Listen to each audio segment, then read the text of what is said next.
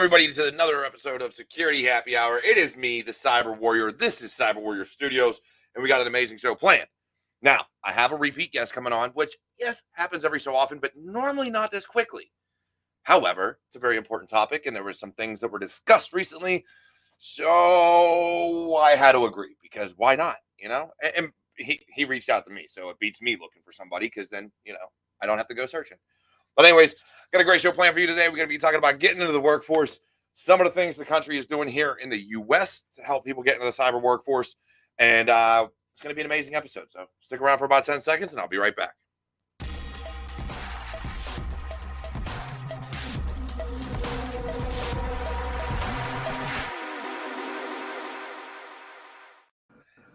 And I'm back. And yes, so with me this evening, I have the one and only Lee Sult. Lee was just on about 3 or 4 weeks ago, something like that. And we had an amazing show. But shortly thereafter, as I was looking for guests, you reached out, told me you talked to some very influential people and wanted to get back on the show. So, of course, I agreed. With that being said, let us know, man, what's going on? Like, what's the sitch? Sure. I was honored to be invited, actually, to so I think it's Fort Liberty now. Used to be anyway, Fort Liberty, North Carolina, out there in Fayetteville. Fort Bragg. That's what yeah, Fort Bragg, exactly. Everybody knows it as Fort Bragg, and it's still Fort Bragg to me too. You know, it's going to take me a while to adjust to the name change. But yeah, it was the White House National Cyber Director came out there, and you know, there was effectively a hiring fair that was gathered, and we got to listen to some important speakers. We got to understand kind of the emphasis the country is placing on hiring in cybersecurity, and I thought it was quite interesting. I've seen some similar things before on TV. I've been to something similar to this before in person, and this one was not quite so. There wasn't really an agenda. It was like actually trying to help the community, and I really had a ton of respect for Director Harry Coker. He had a really great message. He's a Navy veteran. He spent some time with some other federal agencies and inside the intelligence community. But it really looks like, I think this administration and future administrations, politics all out of it, are really going to be focused on two things. And I think one is filling the cybersecurity workforce. There are some other initiatives here in the state of North Carolina that we discussed. They have some cyber centers being built. They're breaking ground on new facilities that are going to be some of the best facilities in the nation. I think some of that's coming from state and federal funding. I'm not sure, but it's really interesting and awesome to see the same level of commitment there.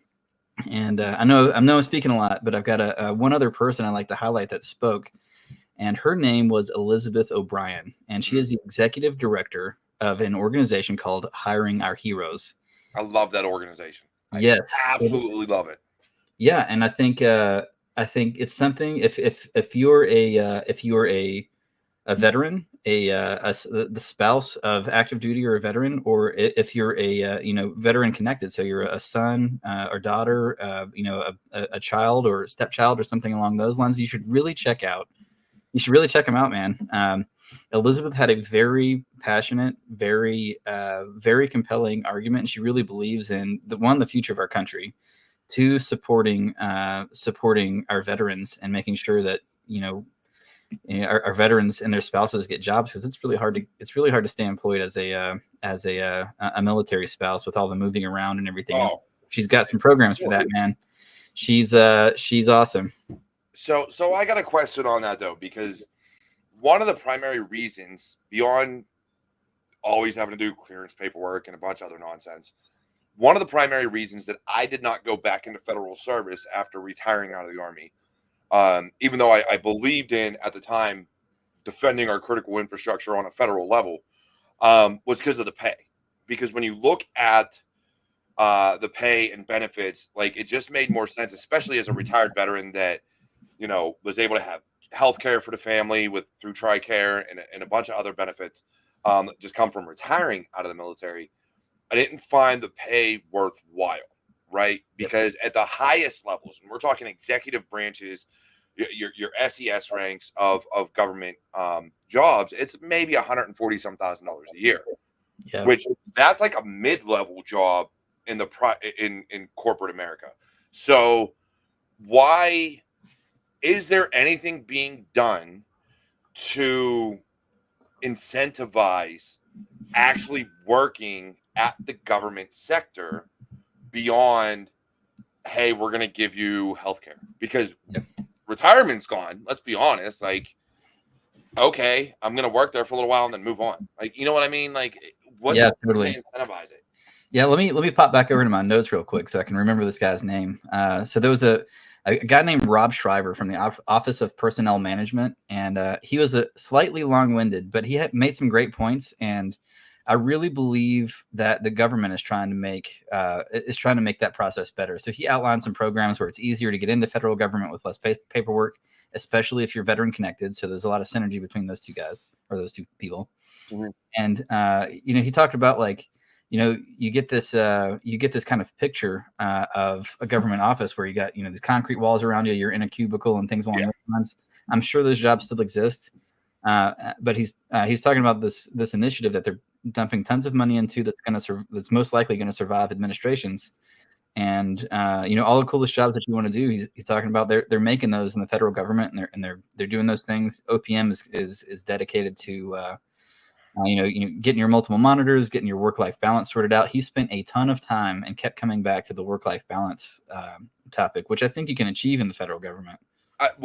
You would hope, because, and this is one of the things that I think I struggle to understand, mainly because I saw when I worked at the Pentagon, and Army television and things like that, I would see people literally be working to the bone. Now, some of that was on them because that's what they chose to do. But ultimately, it was because when the work needs done, the work needs done, and the work never stops. Yeah. And especially within the federal government, regardless, you're going to have this. One of the benefits I will give, I will say this without a shadow of a doubt. You will get no better experience in cybersecurity than working within the government. I truly believe that to my soul. A lot of my training, free training, paid for. I didn't have to fight with anybody. Free training paid for going through the Army. Federal government does the same thing. When I was working for Army television and I wanted to go into cybersecurity, they're like, yep, here you go. Have fun. Go do your training with whomever.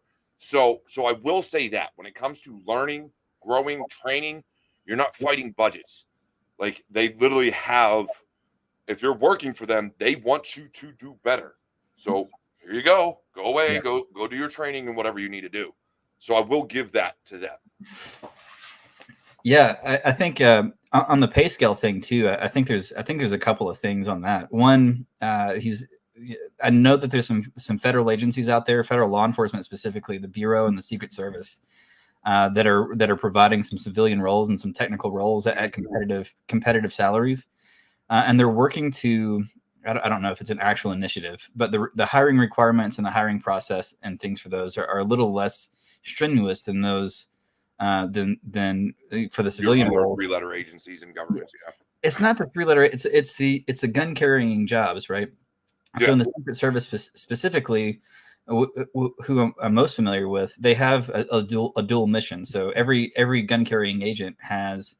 There's an investigative role, and that investigative role covers a lot of things, which includes cyber and credit card fraud and counterfeiting and things.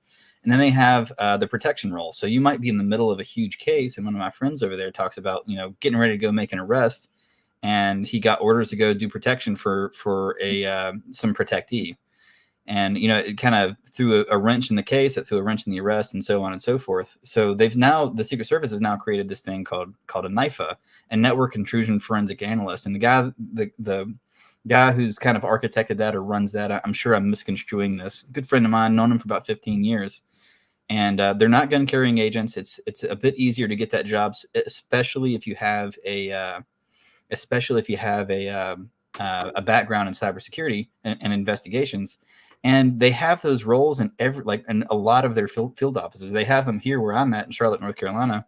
I just met with a few of them a couple of weeks ago, and those are competitive salaries. It's really fun work. It's rewarding, at least on the investigative side. And I think the investigative side, if I had more knowledge behind it as a investigator, like a forensics investigator for network and different things like that.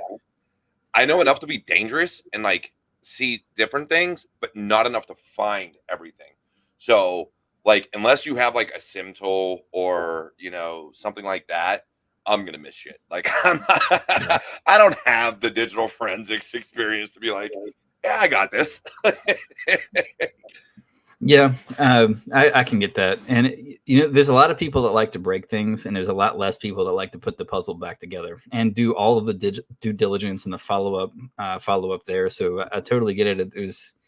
I don't think investigators are any more elite than anybody else, but it's definitely less personalities that want to do that job. And it's a different, and this is kind of what we need to get to and understand. And this is where I think, hiring heroes, the work that the government is doing right now to broaden and branch out within the cybersecurity sect of hiring and things like that is understanding that there are these different realms. There are these different paths within the career. I truly believe anyone in cybersecurity or even a cybersecurity adjacent technically is effectively a hacker, because it's not about, oh, I can break into things. No. It's a mindset. It's you want to correlate data. You want to break fix. You want to whatever. You're trying to find a more efficient way to do something. Now, if that's changing a code to go against what it's supposed to do, then okay. Then that's your sphere of influence in your realm. If it's being a blue teamer and working within Sims, guess what? You still got to be able to bring in logs, know how all this works, and there's so much that goes into it. So I think we need to get out of this mindset of, oh, you're elite if you're here, and we see it all over. And so I love the fact of bringing more people in and understanding that personalities are different, and it takes certain personalities and certain mindsets to do different jobs. Absolutely. Now would these jobs, and so this is going to be the other catch-22 for me, would these jobs still require clearance? Some of them do, some of them don't. And yeah, I'm with you. I've had my SF-86 and I filled it. Yeah. And I never did a DD-214. I was never in the military or anything like that. But I filled out my SF-86. I know quite a bit about the. Well, I won't even talk about that. But and then I spent about 5 years living in Singapore and all over Southeast Asia. So now, if I have to go back and fill another one of those things out, man, my foreign contacts list is. It'd be ridiculous for me. The worst for me was, hey, we need like 10 years, right? And it all depended on the type of clearance and all this other stuff. But we need 10 years. And we need to know everywhere you lived in those 10 years. And we need to know at least 2 to 3 people and their contact information of where you live that you were connected to. And I'm sitting there going, dude, I can't remember what I had for breakfast. And you're asking me to go back 10 years, remember where I lived and who I knew. Dude, I don't even have their numbers in my phone anymore. How am I supposed to figure this out? Yeah. And then they get mad if you don't know. They're like, oh, we do complete this. Like, dude, go pull up my military record. Like, you go find me, because you have more information than I do at this point. Yeah, well, the government does, but the investigator that they hired does not, and it's very clear. Yeah. I dealt with the same thing. I absolutely despise the clearance process, and it's one of the reasons I didn't want to go back into federal service. It's new now. After the OPM breach, they have a brand new clearance process, so it's not nearly as painful as it used to be. I don't know. I've gone through it. Let's see. First time was in 2004, and then again in 5, so 2010, 2011, something like that, and then again in 2014, I think. I don't know. I had to keep doing it because I got my clearance upgraded, and they kept going, hey, let's do more, and I'm like, get out of here. I don't want to do it no more. I had a secret, and then I had a TS, and then there's the maintenance and everything else, and it's just a disaster. And I've got many family members that have had clearances, and I've been one of the references on there, and it's a mess. But they are actively seeking. I'm not saying that go hire or go get a job in the federal government. What I'm saying is it's a hell of a lot easier now than it was last year or a few years ago. And I missed the second point on the salary. So I'm going to put my entrepreneur hat on for a second. And, I've built some businesses and so on, and I've hired a lot of people and interviewed a lot of people. And for the past 2 or 3 years, since COVID, basically, there have been a ton of layoffs in tech. And what that means is salaries are coming down, way down in tech. And now you have the federal government and you have the salaries you can actually get in the private sector, and they're not that far off. That's actually, now that you bring that up, that's what I was going to say is, even for us, right? So when you're starting a business, you want the best talent initially. Well, you always want the best talent, but especially when you're first starting and you have the expendable income, because maybe you got venture capitalists, whatever, but that money dries out. Now you have your revenue. So now you have to adjust the salaries to the market value, not let's pull in the highest person or pay this person $400,000 a year. Market value may be $250, but they want $400, and I really like them. I really need them, so I'm going to pay them that. Exaggeration, I know, but let's just leave it as it is. Now, if the market value is $250 and you're asking over $250, there's a high probability you're not getting hired. Yep. It's not going to happen. But I do feel that the federal government, especially at the entry level, is on par, if not even more so, because of the benefits for people that aren't veterans. It's on par, if not better, for that entry level salary. Because I think the lowest that you can start an IT or cyber role, even as a GS, is like a GS 9 or 10, which is roughly 60 to 70 grand a year, if I'm not mistaken. When I got started, I was getting paid 32 or 36,000 a year, and in cybersecurity. Yeah, and this is, years ago at this point. Now it's the entry level wages for a while were crazy. I mean, I've interviewed kids out of college that didn't know their a-hole from their elbow, and they're like, I want 150. I'm like, dude, like, walk right out the door, dude. Like, you have well, part of that is our fault. Yeah, 100%. And I'll say us as a whole, meaning even I know, A, I've done the same thing. Yeah. And B, I have promoted the same thing like years ago. Like when cyber first started getting big, I'm like, yeah, get a cyber and you can make 6 figures a year, da-da-da-da. But after that was like as I was leaving the military and I would talk to people, like I wasn't on YouTube or anything at that time. But now being there and being in management and working my way up the ladder, dude, straight out of college, you'll be lucky to make 60 grand a year. 100%. Sorry, regardless of your position, you'll be lucky to make 60 grand a year. Let me talk to you about what I look for. And I've hired. Well, before we get to that, okay, because I want to get to that, I do have a question from Sarah. And Sarah, all right, someone put something out there. Sarah, please don't get mad at me. I know you're looking for work, so I'm just going to say this. Sarah Rojas was on my show about 2 weeks ago. Next week, Jason, her husband, was on my show. Since that time, Sarah is now looking for a new position. Sarah is trying to break into IT and cybersecurity, which is where her question is coming from. But we need to find this woman a job. Okay. Because she deserves it. So her question, what is the best path for someone new to the industry?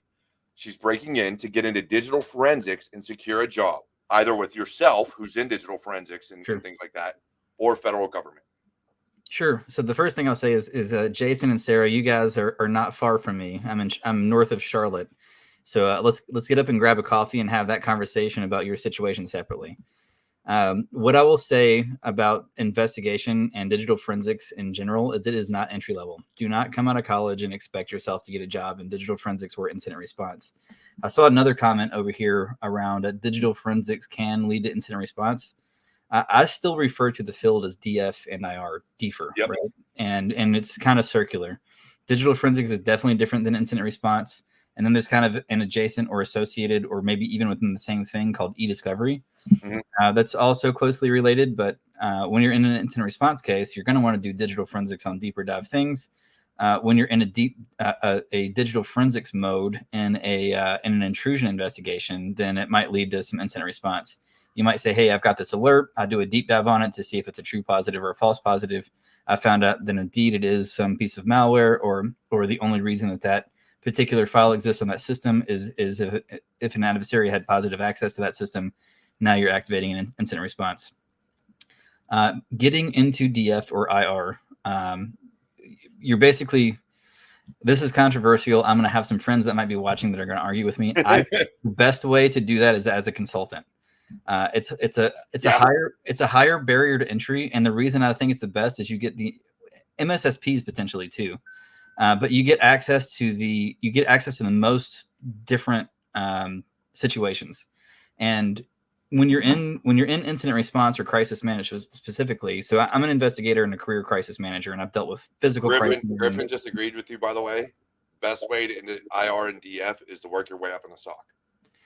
50-50. I have 50-50 opinions on that, and it depends on where you're going to be in IR. And the reason I like consulting first, and you can get to consulting through SOC, but you can also get into DF and IR through an internal organization, which is a great career path. If you want to be the absolute best that you can be and better than the top 5 or 10% or 1% of the world in DF and IR, the best of the best, go be a consultant, get access to as many different environments, as many different business problems, not technical problems, business problems as you can. And I have been in more boardrooms of Fortune 25 companies than I can shake a stick at. And that experience with those folks is what helped me start so many companies and be successful as a leader and an entrepreneur. Not because I understood the tech, but because I understood the business aspect of it, and now I can communicate between the two. Definitely. So Sarah says she's gone for her A+ now, because again, this was a newer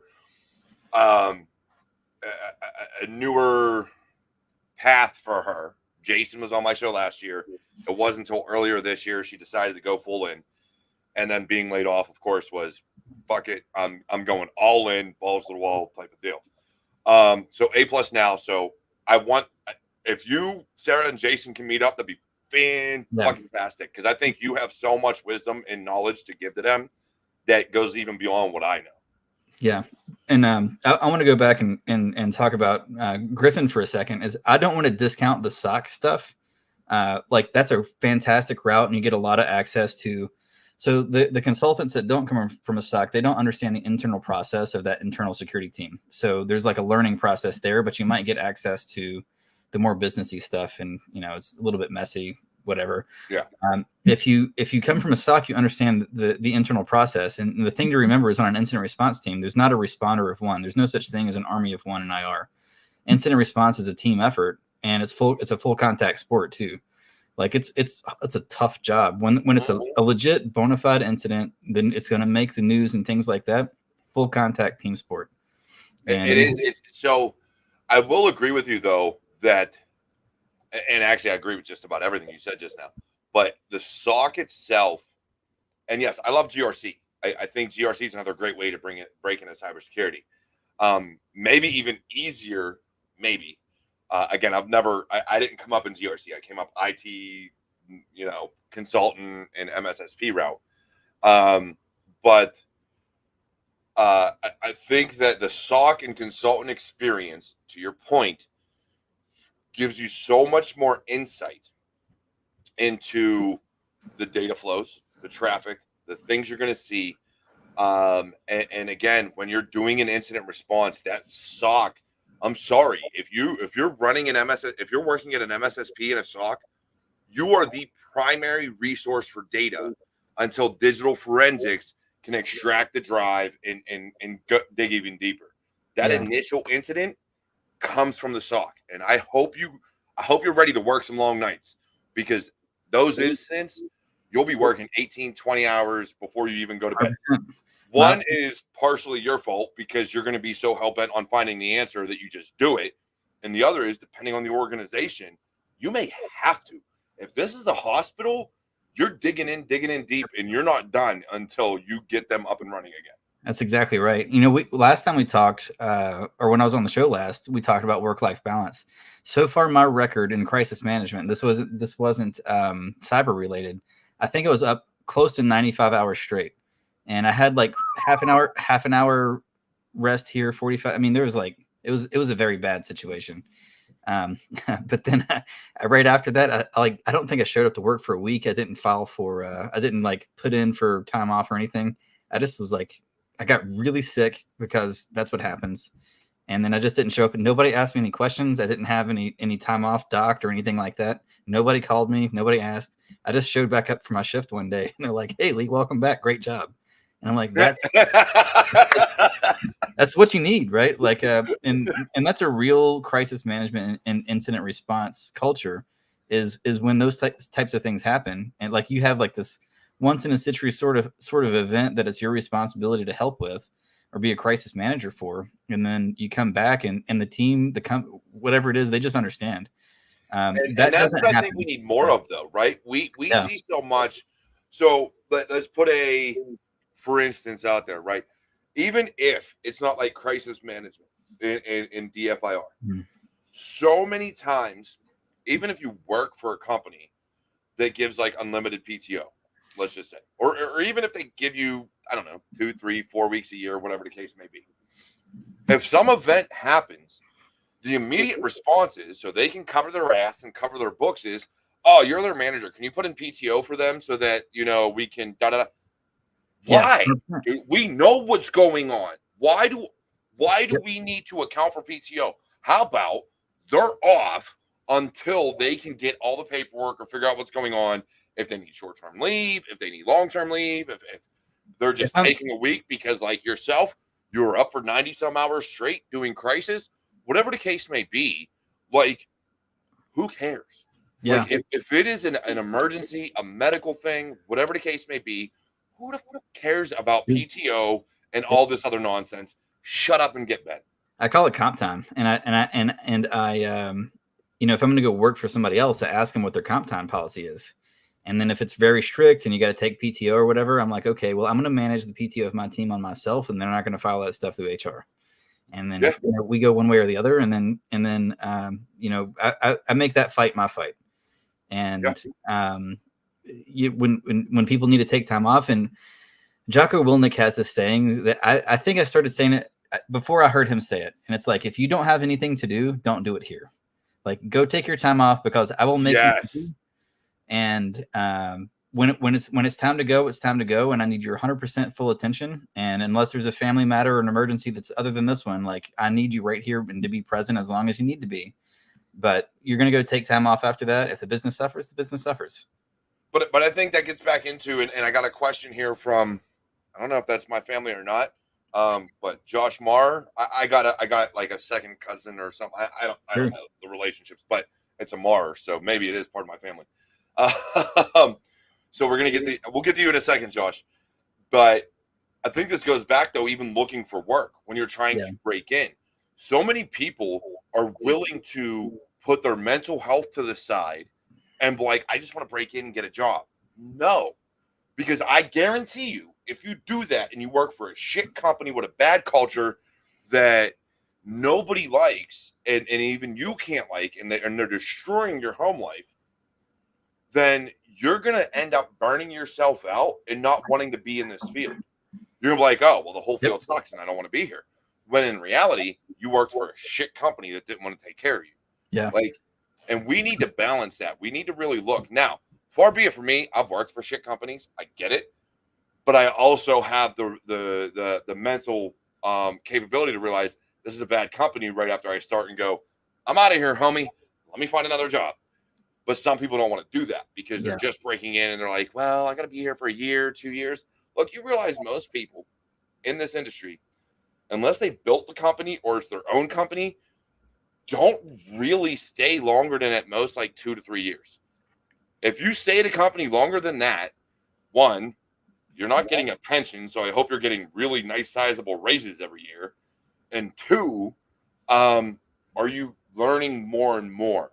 Because if you're not advancing your knowledge, you end up pigeonholing yourself on the same tech, the same stack, the same everything. Yep. And now you're no good. You might as well have not been in the field for, the amount of time you were there, because you're going to move on. And they're going to be like, well, you have no experience in any of this tooling. So. And in 5 years, when silence sucks and nobody's using it and they're losing market share by double digits every year, you're no longer relevant, and now you have to go back to school to learn something else. I see Sarah's question, so let me. Well, let's Okay. get Josh's first. Okay. Because he was first. Sorry. Thoughts on adjacent roles as a point of entry into cybersecurity, support positions, account manager, similar roles within cybersecurity focused organizations. Sure, I've got I think a well practiced answer for this. I've had to answer this question so many times. It's not a direct answer. Well, actually, you didn't ask a direct question, so perfect. I come from a law enforcement family, and in law enforcement, they prepare you to be an executive in a very great way. They require you to rotate from patrol to traffic to office of the PIO, the public information officer, to being a detective or whatever. You have to be a well-rounded police officer before you get promoted. In technical fields, they don't do that, and it is a shame. The best candidates that I hire are not straight out of college. They have a career change and they've applied themselves. So, people are talking about getting their A+ and stuff like that, doing a career change. That's what I want, because you have that experience from an adjacent role or even a non-adjacent role. And I think it is I'm the minority here when I'm talking about looking for this stuff. Most folks want to see that career progression from analyst 1, 2, 3 into like SOC manager, that sort of stuff. That's a great career trajectory. If you want to be in the top 10%, top 5%, being well-rounded is very important. I have done all of those things. I mean, I had the opportunity to do this as an entrepreneur, where I got to do sales and marketing and all these things, and I had to as I was growing businesses. But now that's the sort of thing that I look for when I look for my top tier people. Is are you well-rounded? Do I have to translate for my technical person to the sales team? Because the more that they can communicate together on the same terms with the same verbiage or the same sort of experience, the absolute better. And the better the culture of the team is going to be, and the faster we're going to grow together. Yeah.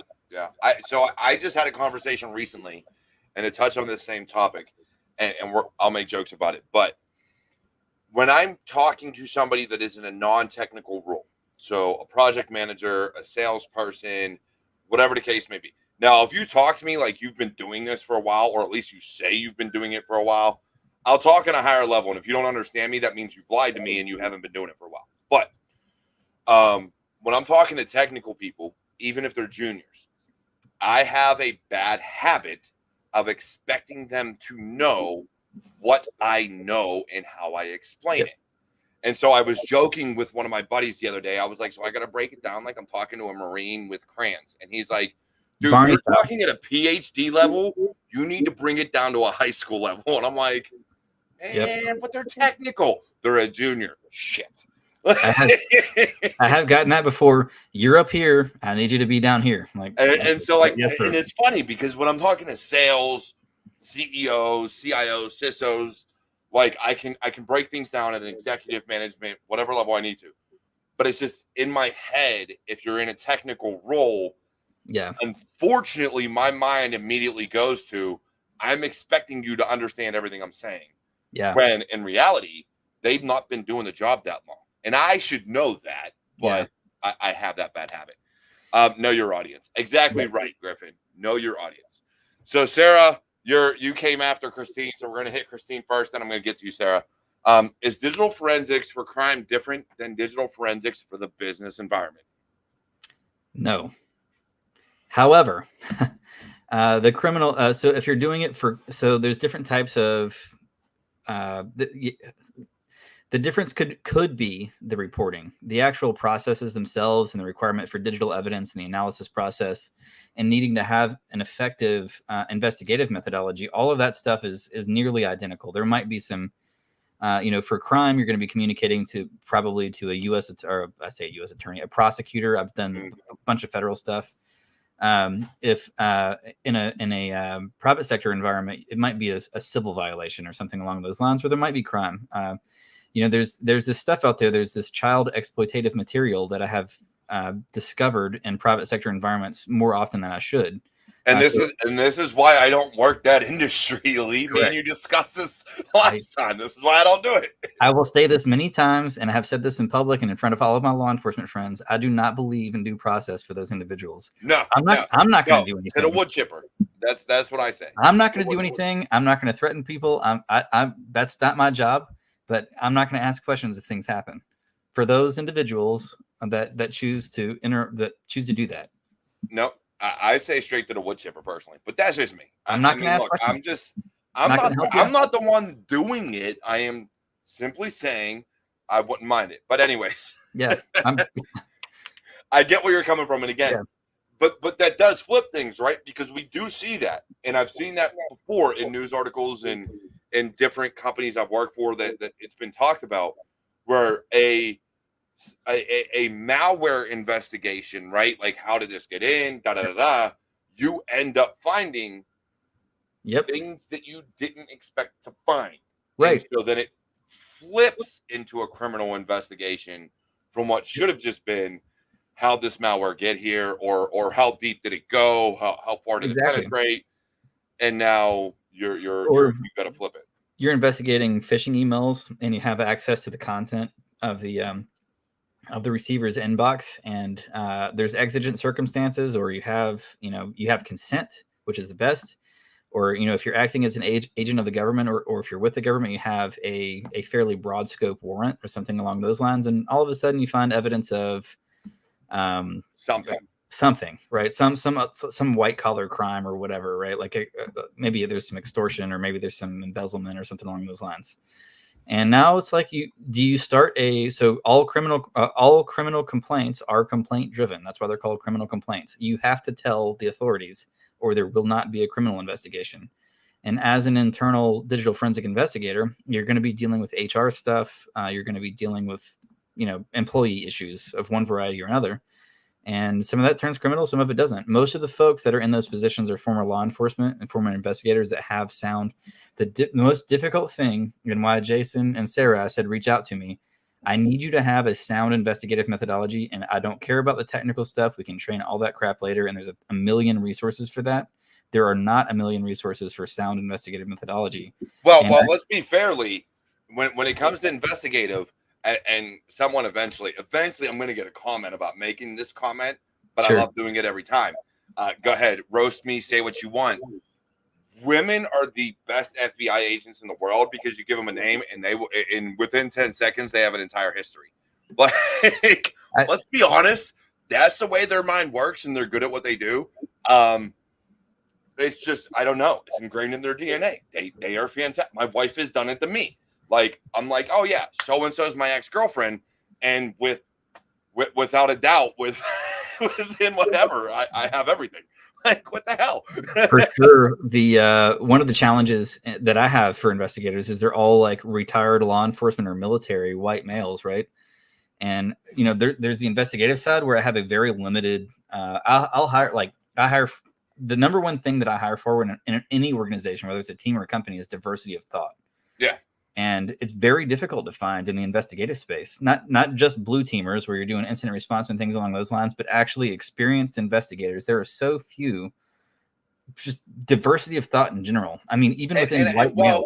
And so this is, and part of this comes down to, and Sarah, I have your comment starred, so don't think I forgot about your question. Part of this comes down to, we have to look at it, and this is what I think people forget, right? It was all, me and my wife were just talking about this last night. It was less than 100 years ago now. Less than 100 years ago, where women earned more and more rights, right? Because it's only 2024. 1924, women still weren't working. So though they belong in the workforce, the fields that are male dominated are because we still haven't had that influx of women and different minorities and everything else to hit those positions. And I think they belong there, but you got to figure we're looking at men who have been doing this shit forever versus women who again, the workforce just, oh, I can only do these jobs because I'm a woman, which is, let's be honest, that was years ago when women first started working. That's kind of how the thought process went. And now that we're getting further and like, no, you can do any job you want. It's just taking time to get to where we have complete diversity of thought at an experience level. Yeah.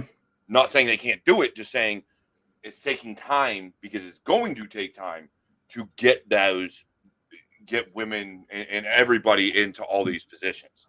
Yeah.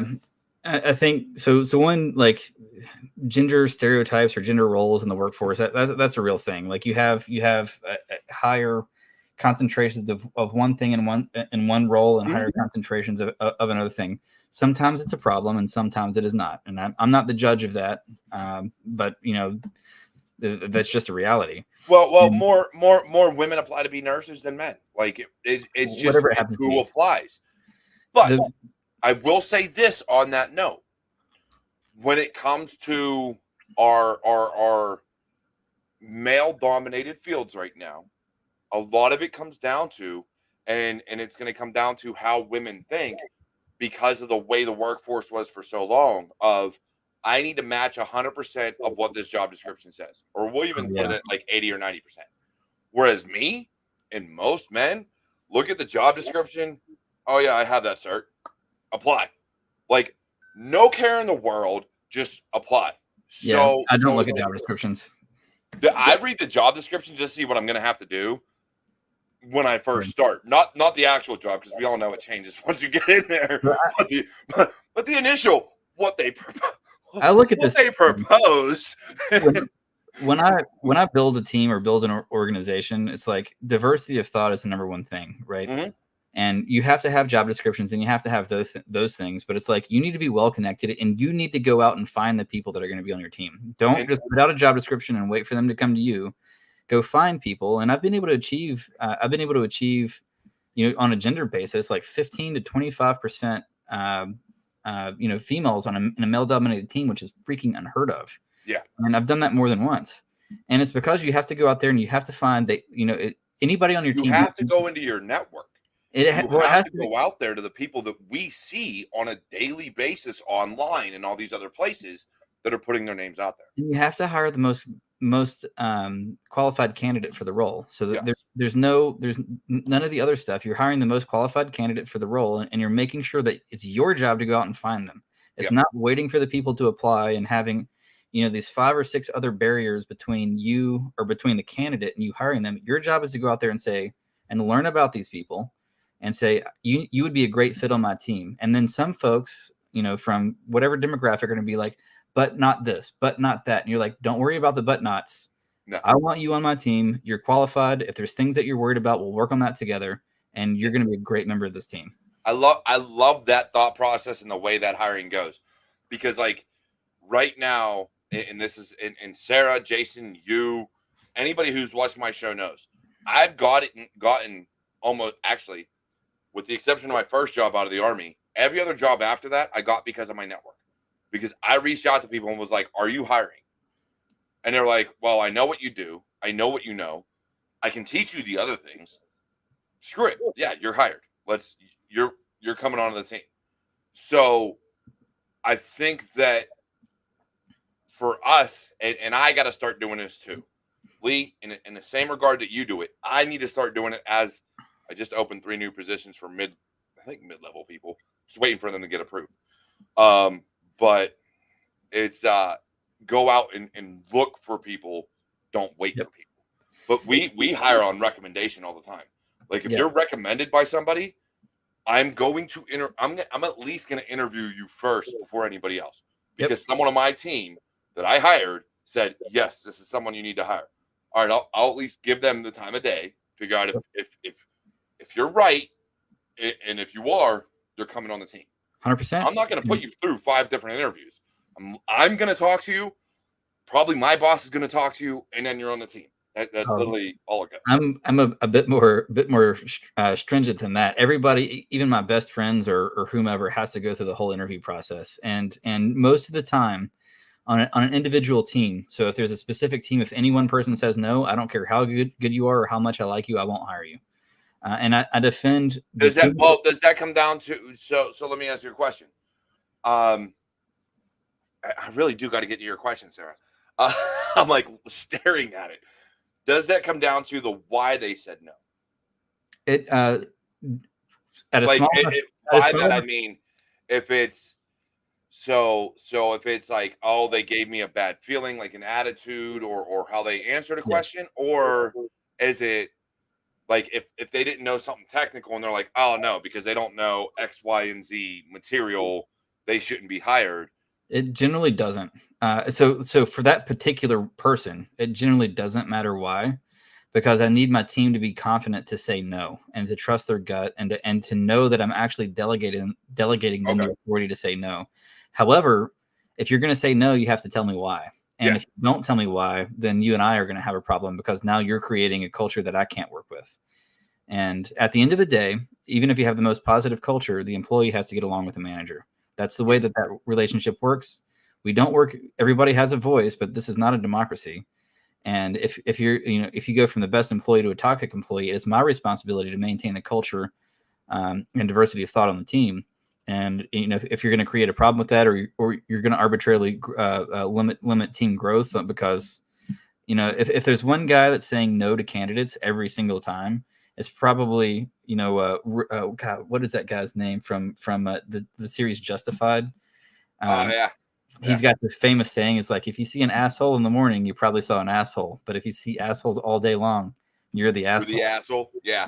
So you got to remove those people from the team. If in the one extreme, and on the other extreme, it just takes some training. And the thing, I have seen that, right? People are like, oh, they didn't get this one Python function right. I don't care. Like, we can train that. That's a trainable thing. And then I have lost good candidates for that. But the thing I haven't lost for the most part is good culture and diversity of thought. And then I use that as a training opportunity. And I turn, and in the best case scenarios, I'll turn that and be like, look how good this guy was. And then now that person on my team is like, oh my gosh, we lost a really good opportunity because I was naive. And I'm like, that's exactly right. We did. And that was your fault. I'm not going to this is holding you accountable. This is a learning experience. Right. And I'm not mad at you, but don't do it again. Yeah. And that's really what it comes down to. Can you learn from your mistakes? And that's the biggest thing. And I think that's a huge thing in this industry, because in this industry, nobody's perfect. Nobody. If you're going to break into this industry, don't be afraid to make mistakes. I have rebooted an entire SOX SIM. Like, every client except for a few were coming into one, and I rebooted that sumbitch. And it was one of the ones that take forever to start up. So yes, we all make mistakes. We all say, oh no, this is fine, when it's not fine. Shit happens. Or you go down a rabbit hole that you don't belong. Yep. You just have to understand that and not be afraid to admit it and learn from it. Move fast and break things. Yep. And then tell me what you broke. Sarah's question that you saw before, so we are going to bring it up. So is it near impossible to break in? What type of starting salary would someone like me, who's just trying to break into the industry, make coming from a career where she was making about 70 to 80K a year? Is it nearly impossible to break in? No. It is very difficult for some people to stay in, because where they break in is not the place they want to end up, and there's no route from where they start to where they want to be. And it is dangerous when you're coming in from nothing. It is dangerous to start at the wrong SOC. And because there's a bunch of shitty ones out, like terrible places to work. Most toxic organizations I've ever experienced are like, it'll be like a 3-person company that says we're an MSSP, and then they make you work. And we offer 24/7 service. We right, 24/7 service. 24/7. 30-minute SLA sort of stuff or whatever, and then that puts you on the hook for it, and they're not charging their customers enough to build a big enough team. For me personally, I can look at that situation if I was going to apply for that type of job or whatever, and I can read it and know it's not good. But when you're trying to move into these guys are generally good at marketing and making themselves look good. So the perception of value is very high, but the actual value is very low.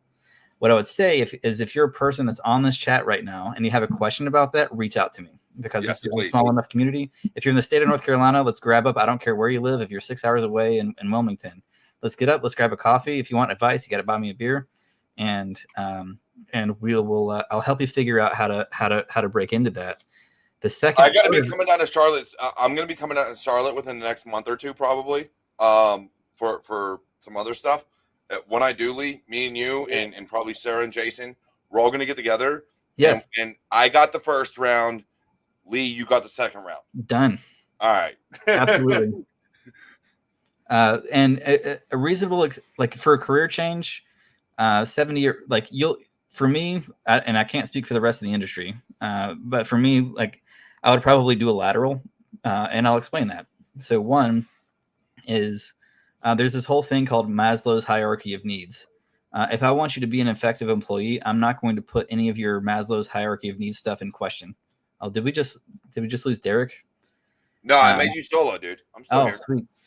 So from the Maslow's hierarchy of needs perspective, I'm not going to put you in a more dangerous space. Like I'm not going to make you worry about home stuff. So at the very least, I'm going to pay you what you're making now, and I'm going to trust you to be honest with me about what you're making. And then after I hire you, then I'm probably going to, me personally, I'm going to go back and I'm going to probably figure out what you made, or I'm going to figure out what you're worth to me, and then we'll do we'll match that up afterwards. And I am very probably ruthless is probably not a bad term about probational periods. You're either going to be accurate or you're not. And, when you're 30 or 90 or 6 months comes up, like I'm going to have a conversation with you, and I'm going to tell you what you're doing right and why I'm keeping you, or what you're doing wrong and why I'm not. But yes, for sure. I'm going to bring you on at least what you're making now. And if I think you're more capable, I'll pay you more. I love that. But I think, so I was watching a video, either today or the other day, I can't remember when, and they were talking about, being, assertive and, knowing your worth. And I think that's one of the things that people need to understand is breaking in. So you come from a career of this level, but you have a lot of skills that you may not understand can transfer over to the next career field. 100%. Now to your point, I've got to learn the technical aspects, and I get that. I understand that. I've got to learn, I've got to learn what network, what these ports are for networking, or I've got to learn, this for this, whatever the case may be. But I still bring executive skills, management skills, investigative skills, whatever the case may be. You're still worth that amount. 100%. You're still worth the amount that you are leaving at. Now, is there a chance, like myself, that you end up having to take a pay cut to switch? Yeah, of course. But it should never be more than you can afford. 100%. Don't put your family comes first. Don't if you're worried about that stuff and you're like, if I just take a $20,000 pay cut or whatever, and I can eke this out or whatever, or take it out of 401k, whatever happens, don't do that ever for any job. Your career is not worth it, and there's no guarantee that you'll be able to move back into a sustainable living situation. And the last thing that I want to deal with as a manager, like this is not worth my time sort of thing, is I don't pay somebody enough, and now they have to move into a smaller place, and they've got all of this other stress. And now I have created a situation where I have caused that employee to be least effective, and I don't want to deal with that problem that I created. Yeah. So I got a comment or a question basically here. Christine wants to know, she heard but can't confirm, do you need a PI license to do digital forensics? You do digital forensics. I don't really do it, but I would think that's more on a state-by-state basis. Can you confirm or deny? Generally speaking, no, you don't. But there are exceptions when you do need one. I don't have one. I've been doing this for 15 years. Generally, there's a couple of very clear exceptions. So like if you're a contractor for a law enforcement agency, 95% of the time, that's an exaggeration. I don't know what the percentage is. Most of the time, you can be like Barney off of How I Met Your Mother and just say like 83%. That's like normally his go-to. Yeah, that's a good number. 83% of the time, you're called what's acting as the agent of the government, and you don't need a PI license for that. The rest of the time, it probably depends on the types of digital forensics that you're doing. I don't get involved with like digital forensics on phones for private living and private. I'm not doing a divorce case. It is not worth my time, or because the digital forensics most of the time don't even matter. It's just who's paying the more expensive attorney, who tells the better story, who's got the better sob thing or whatever. And it's I'm not having a positive impact on enough people. And generally speaking, there's no positive impact on either party in a divorce. No. That's the sort of case where people do digital forensics and that sort of thing matters, is because they'll call into question the qualifications of the investigator. I don't do that stuff. It's possible that you need a PI license for that. Check with your local state, as Derek said. That's what I would say. Jason wants to know, what technical skills do you look for over others? What soft skills do you look for? Write me Python code. Actually, this is a great. Can I tell you? Can I tell you now what I look for in a resume? Yes, actually, resume writing is very important. So, yes. So this is a very, very simple thing. I want a cover letter. I want a 1 or 2 page resume, and I want a network diagram. That's what I want if I'm going to hire you. I don't ever get that. I tell people that, and I don't ever get that. What your cover letter should say is why. This is your personal why. What is your mission on planet Earth, and why does your mission on planet Earth bring you to my organization or to me or whatever? And that should demonstrate your passion and your extracurricular activities. That tells me you're spending more than 40 hours a week on this thing or whatever it happens to be. So it's like, if you're if you're in the process of changing careers, tell me that. Why are you changing careers? Why are you getting your A+ or whatever? Write the cover letter. Your resume can be whatever the heck you want it to be. I want to see some extracurricular activities on there. I want to see conferences. I want to see hack the box CTF stuff. Whichever, the higher you get in the CTF, the better, because I translate that myself into time, effort, and skill. All of the hack the box. What are the other ones out there? I can't even think. Hack Me, Blue Team Labs, things like that. All of that stuff, right? And then the network diagram. That's the most important thing to me. I'm going to read your cover letter in full, and I'll probably get 2 or 3 investigative questions that I'm going to ask you about that I'll drill into. But the network diagram is the most important because I can ask you questions around your decision-making process for the architecture. I can ask you about like which experiments have you had in your lab and why did you do those particular experiments? Where is the limit of your skill and what do you want to learn next, and so on. And what that allows me to draw out is the way that you think and the actual passion that you have. And I think I am 99.99% sure people that have given me a network diagram in their resume for me, I've hired them all. And most of those folks have worked directly for me. And right now, the people that work directly for me, the couple of companies, several companies I've been an executive at this point, they're all CEOs, they're founders, they're leads of regional divisions of huge companies or whatever. And it's because I was able to use that network diagram and that cover letter to draw them out and then figure out how they think and then support them and help them grow in their own lives and so on. I love how you relate that to being able to knowing they're going to leave, right? Well, you may not know, but you're expecting them to leave and grow and do better things. How can I support you? How can I make your life better? Yeah. And I think that is something that on a smaller scale are the smaller organizations that are like, I don't know, 5, 10, 15, 20, at most 100 employees do very, very well at. If you are trying to transition into this industry, do not, I will stand by this till my dying day. Do not try to break in at a Fortune 5, Fortune 1000, freaking Facebook, whatever. Do not try to break in on a large organization.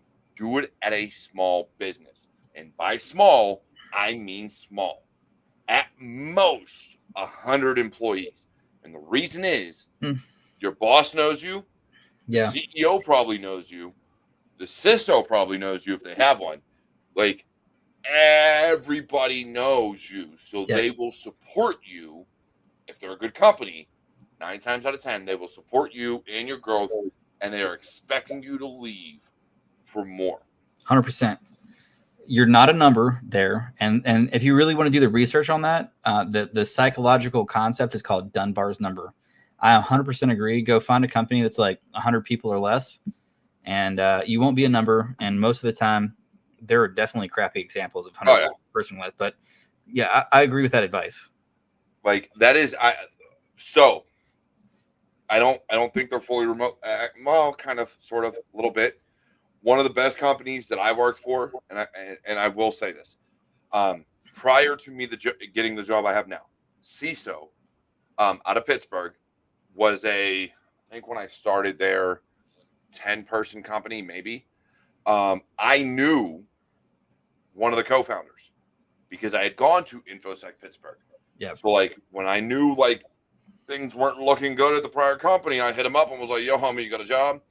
Working there, talking to the CEO, having like skip level meetings, and like being able to talk to all these people. One, they're a fantastic company to work for. So if they have openings and they're hiring remotely across the nation, please apply, go work for them. They're a great company to work for.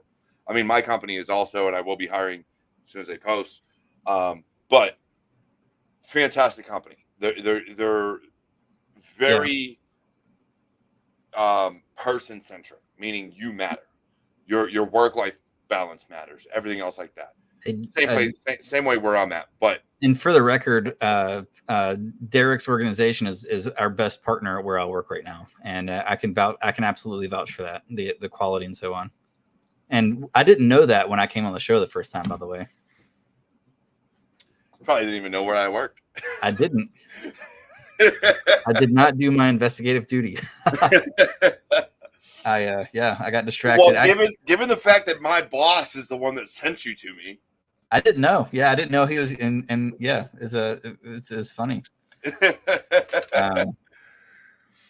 So yeah, my boss, which is funny. So we're at the top of the hour. So I will say this. I'll let you get your good bit of advice in, Lee, to help people break in again, as we always do. But I will say this. I was joking with Benson. I was joking with my boss, I think it was yesterday, the day before, and we were talking about the show.